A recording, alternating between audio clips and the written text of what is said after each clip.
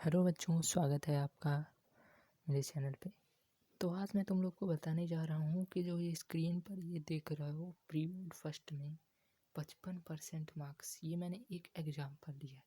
इसके बारे में बताऊँगा। ये मार्क्स इंक्रीज हुए हैं, ये देख रहे हो, इसके बारे में बताऊँगा।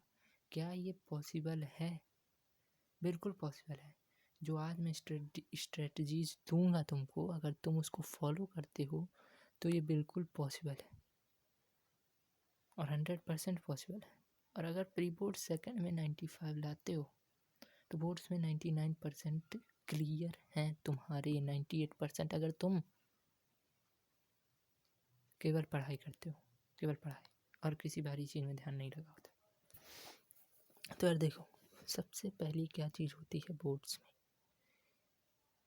बोर्ड्स में सबसे पहले तुम्हारे क्वेश्चंस कैसे तुम सॉल्व करोगे, सबसे बड़ा मैटर ये करता है। एग्जामिनर देखो, बोर्ड्स में क्या होता है कि एग्जामिनर जो होता है ना, वो बोर्ड्स का एग्जामिनर, उसके पास हज़ारों लाखों पेपर्स पड़े होते हैं चेक करने के लिए, हज़ारों। तो उसे और कम समय में भी उसे वो सारे पेपर चेक करने होते हैं। तो उसके पास इतना समय नहीं होता कि वो मतलब इतने सारे पेपर खटाखट चेक करता जाए। ये मैं बोर्ड्स की बात कर रहा हूँ, ये प्री बोर्ड पे भी आऊँगा। तो उसके पास इतना समय नहीं होता कि वो खटाखट चेक करता जाए और तुम्हें मार्क्स मिल जाते हैं। वहाँ मार्क्स आसानी के साथ मिल जाते हैं बोर्ड्स में। बहुत सारे बच्चे जो 94% की उम्मीद कर रहे होते हैं उनको 96 भी मिल जाते हैं, और जो 96 की उम्मीद करते हैं उनको 98 तक भी मिल जाते हैं। लेकिन प्री बोर्ड फर्स्ट और प्री बोर्ड सेकेंड, दो प्री बोर्ड्स होते हैं ज़्यादातर स्कूलों में।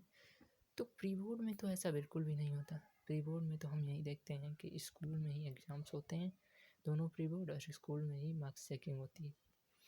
तो यहाँ तो यार पॉसिबल ही नहीं है कि मार्क्स इंक्रीज हो जाए। तो मार्क्स इंक्रीज कब होते हैं ये बताओ पहले।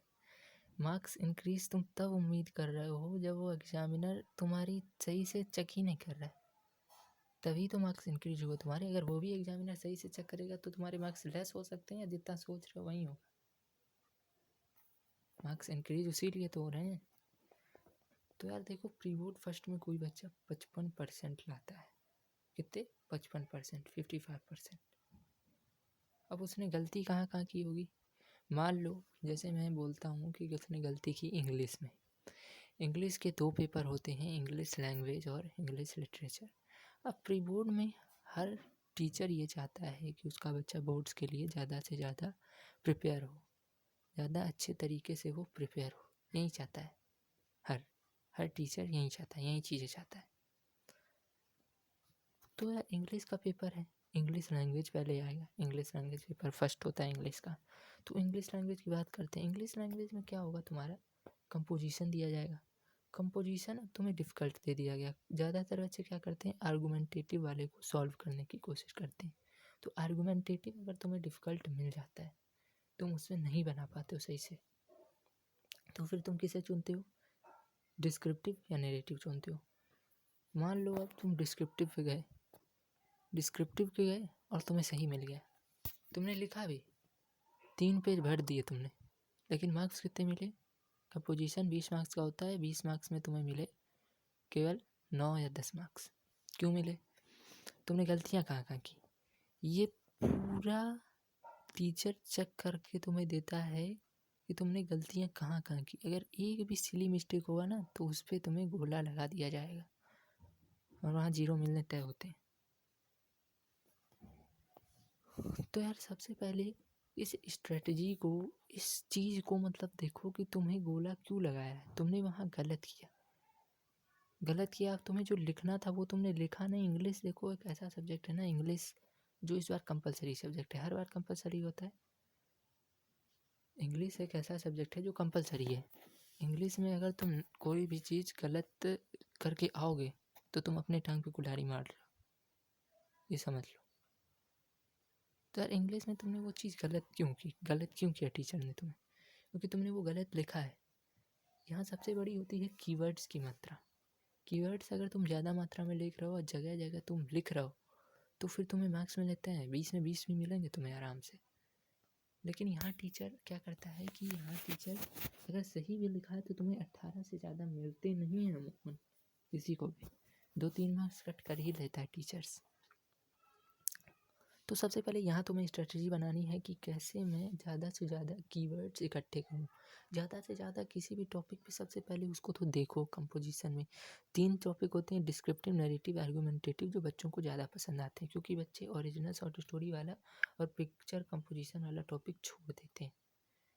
तो इसमें तुम ध्यान से एकदम लिखो। 20 मार्क्स का तुम्हारा कंपोजिशन है, 18-19 नहीं मिले तो क्या मिले, फिर तो तुम वहीं हो गया 15। बहुत बच्चे 15 सोचते हैं, 14 सोचते हैं, 13 सोचते हैं, जितने भी मिल जाए। तो ये ठीक नहीं है। प्री बोर्ड है, स्कूल में ही हो रहा है, लेकिन ऐसा तब ये नहीं कि तुम कम मार्क्स लेके आ जाओ। ये सारी चीज़ें नहीं करनी तुमको। फिर देखो इसके बाद क्या आता है, इसी में कंप्रीहेंशन। मैं और भी चीज़ों के बारे में बता रहा हूँ अभी। कंप्रीहेंशन आता है। कंप्रीहेंशन में क्या होता है, तुम्हें 3 मार्क्स का सबसे पहले वर्ड मीनिंग होता है। वर्ड मीनिंग में क्या अच्छी गलतियाँ करते हैं कि वर्ड मीनिंग में ऐसी MCQ देता है टीचर, जिसे तुम मतलब ऐसा करो। टीचर 2-3 MCQ ऐसे देता है उसमें जो उस शब्द से मिल रहे होते हैं। तो जब तक तुम पैराग्राफ को पढ़ोगे नहीं, समझोगे नहीं, बहुत अच्छे बिना पैराग्राफ समझे ही टिक लगाते जाते हैं। उस पैराग्राफ के हिसाब से उसकी दूसरी मीनिंग भी हो सकती है, लेकिन बच्चा ये देखता नहीं। तो सबसे पहले तुम्हें पैराग्राफ को देखना है, उसमें क्या कहा जा रहा है इसके बारे में, वर्ड मीनिंग के बारे में। फिर इसके बाद आता है उसी में क्वेश्चंस। क्वेश्चन सारे एक मार्क्स का एक क्वेश्चन आता है और 4 क्वेश्चन 2-2 मार्क्स के होते हैं। तो यहाँ तुम्हें 2-2 मार्क्स वाले क्वेश्चन में क्या करना होता है, बिल्कुल सही से लिखना होता है। अगर तुम्हें डिफिकल्ट कंप्रीहेंशन मिल रहा है तो वहाँ तुम अच्छे से देखो। अपठित गद्यांशी है ये कंप्रीहेंशन जो बोलते हैं इसको। इंग्लिश में क्यों नहीं समझ में आता है, क्योंकि इंग्लिश बच्चे ज़्यादा पढ़ते नहीं, इसी वजह से उन्हें समझ नहीं आता और बच्चे गलती कर देते हैं। क्या पूछा जा रहा है, लिखते किसी और पैराग्राफ को हैं। पूरा पैराग्राफ भी नहीं लिखना होता है, कई बार उसको मतलब समझो, उसके बारे में तुम्हें आराम से आ जाएगा, तुम खुद से बना के लिख सकते हो कीवर्ड्स के द्वारा। इसके बाद आता है तुम्हारा 8 मार्क्स का एक ब्रैकेट बनाने वाला, क्वेश्चन बॉक्स बनाने वाला। उसमें सही से पहले तो बॉक्स बनाओ, फिर उसके बाद उसमें 50 वर्ड्स का होता है, नॉट मोर देन 50 वर्ड्स का होता है। 50 वर्ड सही से लिखो, बिल्कुल एकदम सटीकता से, जिसे तुम डिफाइन करो, लगे कि हाँ डिफाइन कर रहा हूँ। इसके बाद क्या है, इसके बाद तुम्हारा होता है इसी में ट्रांसफॉर्मेशन, सिंथेसिस, वो सब सारी चीज़ें होती हैं। तो इसमें भी आराम से पढ़ो। इसके बाद आता है तुम्हारा इंग्लिश लिटरेचर का एग्ज़ाम। इंग्लिश लिटरेचर का एग्ज़ाम प्री बोर्ड में क्या है, इंग्लिश लिटरेचर का एग्ज़ाम भी कठिन आएगा। मर्चेंट ऑफ वेनिस हो गया, यही तुम्हें फंसाने वाला होता है सबसे ज़्यादा। तो विलियम शेक्सपियर की भाषा अलग ही है और उसमें जो लिखा है इंग्लिश में ट्रांसलेट करके वो अलग है। दोनों को नहीं पढ़ पाते बच्चे, दोनों को संभाल ही नहीं पाते। तो बच्चे यहाँ भी गलतियाँ करते हैं। सबसे पहले उस चीज़ को देखो यार। ज़्यादातर बच्चे क्या कर रहे हैं, अभी भी पढ़ाई कर ही नहीं रहे। तो पढ़ाई नहीं करोगे तो कुछ समझ में आएगा भी नहीं तुमको। तो पढ़ाई करो तभी तुम समझ पाओगे दोनों की भाषाएं। बिल्कुल गौर से ध्यान लगाओ, ध्यान से देखो, तभी दोनों की भाषा समझ पाओगे, ट्रांसलेशन वाली भी और शेक्सपियर की ओरिजिनल लैंग्वेज भी। फिर उसके हिसाब से तुम क्वेश्चन आसानी से कर लोगे। नहीं तो फंसना तुम्हारा यहाँ भी तय है। 3-3, 4-4 मार्क्स के होते हैं इसमें क्वेश्चन। इंग्लिश लिटरेचर वाले में 16 MCQ आएंगे, हर सब्जेक्ट में MCQ आएगा। लेकिन MCQ तुम्हें बचा नहीं सकता। MCQ में भी अगर कठिन आते हैं, ये प्री बोर्ड की बात कर रहा हूँ मैं, MCQ भी यहाँ तुम्हें नहीं छोड़ेंगे। बोर्ड्स में तो MCQ छोड़ भी देते हैं, यहाँ तुम्हें MCQ भी नहीं छोड़ता है टीचर, वहाँ भी डिफ़िकल्ट डालता है। इंग्लिश में तो, और इंग्लिश के दोनों एग्जाम में। लिटरेचर में तो 16 आएंगे तुम्हारे, ज़्यादा हैं। इसमें तुम ध्यान से पढ़ो, 16 में तुम 11 भी स्कोर कर लोगे ना, तो तुम समझोगे मैं भाग्यशाली हूँ, बहुत ज़्यादा। यही बच्चों की हालत होती है। तो प्री बोर्ड फर्स्ट और प्री बोर्ड सेकंड की मैं बात कर रहा हूँ। प्री बोर्ड फर्स्ट में इतने ज़्यादा मार्क्स क्यों आए, क्योंकि बच्चे ने इस पर ध्यान नहीं दिया। उसका शुरुआत का पेपर था। प्री बोर्ड सेकंड में उसने इसी चीज़ों को सुधारा, तभी उसके 95% बने। इंग्लिश लिटरेचर में प्रोज और शॉर्ट स्टोरी भी आती है। प्रोज में भी देखो क्या क्या आ रहा है, वही तुम्हारा आ रहा है शॉर्ट स्टोरी बोलते हैं जिसे, प्रोज और पोएम, मतलब प्रोज या शॉर्ट स्टोरी और पोएम। तो शॉर्ट स्टोरी में देखो क्या क्या होता है तुम्हारा, अगले आखिरी के 5 आते हैं तुम्हारे या 4। शॉर्ट स्टोरी में जो है वो जेसी ओन्स वाला चैप्टर, वहाँ से भी आता है घुमा फिरा के। वो जो एथलीट वाला है, उसने कितना जंप किया, तो ये MCQ में आ जाएगा, यहाँ भी फंस जाओगे आराम से। वो जो कितना फिट कूदता है, तो इसमें भी बहुत ज़्यादा न्यूमेरिकल वाले हैं मैथ टाइप के, तो वहाँ भी फंसोगे आराम से। इसके बाद तुम्हारा आता है पोएम में। पोएम्स में सारी चीज़ें हैं। पोएम्स में सही से उसी को डिफाइन करना, 3-3 4-4 मार्क्स के क्वेश्चन आते हैं, और ये होता है कि 2 क्वेश्चन सेम ही है, सेम लैंग्वेज उसमें पूछी जा रही है, लेकिन वहाँ टीचर देखता है तुम्हारे टेक्टिकल माइंड को, कि तुम कैसे उसको ज़्यादा से ज़्यादा लाइन में चढ़ा के लिख रहे हो, और किस लॉजिक से लिख रहे हो। कुछ का लॉजिक भी होना चाहिए। बहुत बच्चे 10-10 पेज भर देते हैं, लेकिन उसका कुछ लॉजिक होता नहीं है। तो यही तुम्हें टीचर देखता है, यही सारी चीज़ें, यहीं से मार्क्स डिडक्ट होती हैं, और यहाँ सही करोगे तो यहीं से मार्क्स इंक्रीज भी होती हैं। इसके बाद आता है तुम्हारा मैथमेटिक्स का एग्ज़ाम। मैथमेटिक्स, यार ये तो सब मैथ फोबिया कहते हैं ना, मैथ फोबिया सुना होगा, यहीं डर लगता है बच्चों को।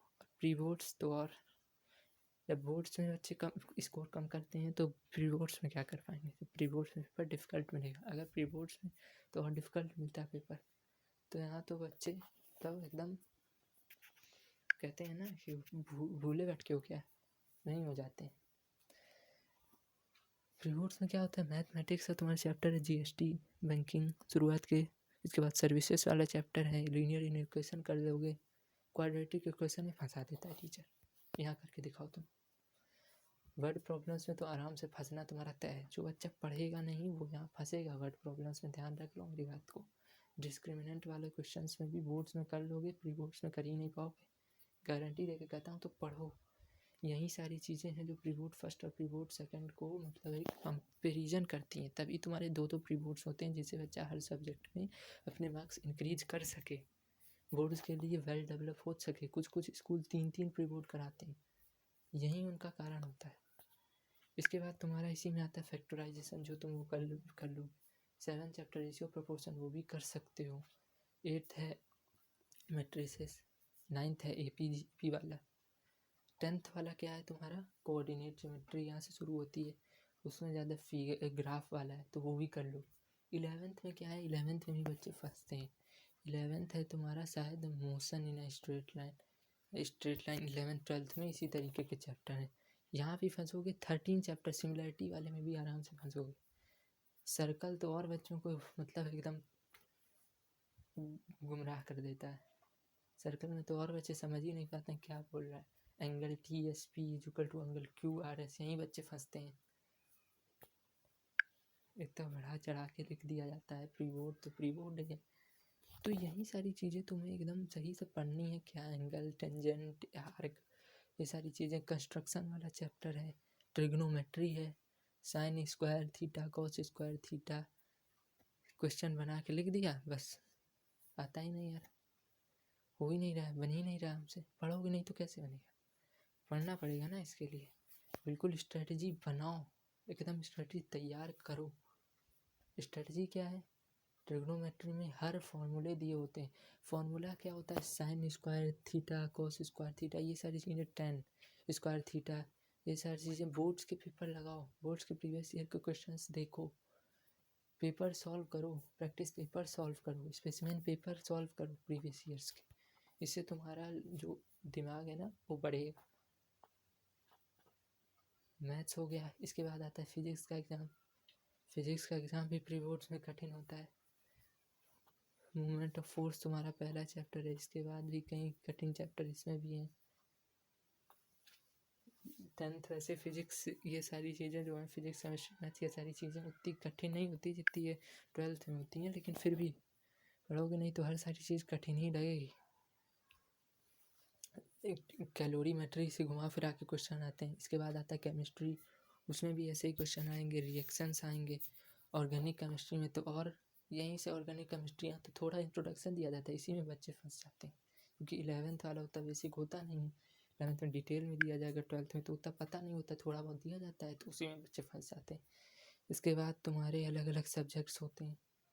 हिस्ट्री सिविक्स हो गया, ज्योग्राफी हो गया। हिस्ट्री सिविक्स में तो और बच्चे डेट ही नहीं याद कर पा रहा हूँ, कुछ याद ही नहीं हो रहा, बस रील्स देख रहा हूँ और कुछ नहीं याद कर रहा हूँ।